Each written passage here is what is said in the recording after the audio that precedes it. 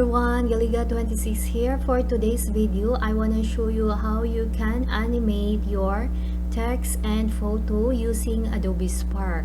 So Adobe Spark is an online website that you can easily create stunning social graphics, short videos, and web pages. Let's get started. To log into this website, you can use your Gmail account or Facebook account. You will use a file, a JPEG or PNG format. I have a file here, so I will be using this file as an example.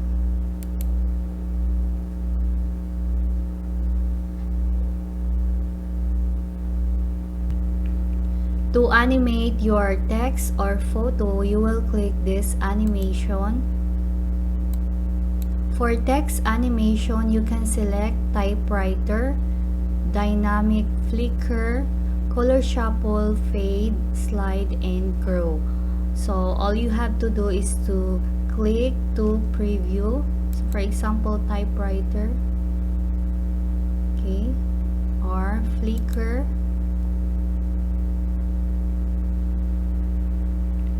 color shuffle,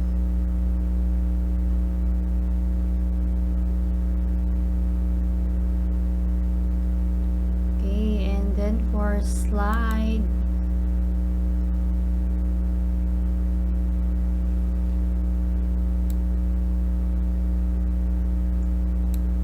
then for photo animation, you can select also zoom, pan, gray,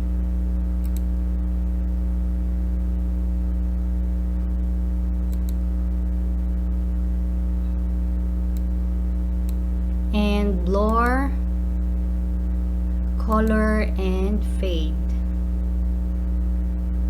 So you can choose the color.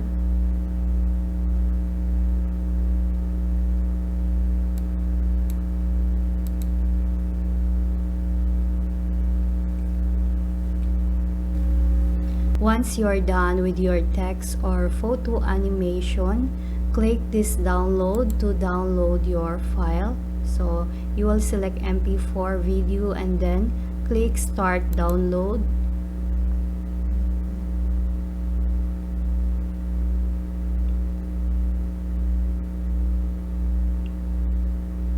Next, I will show you the file, the one that I download.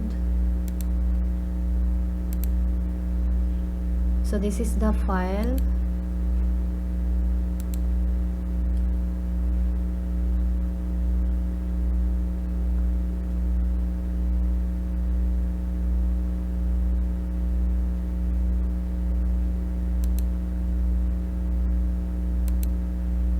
Okay, play.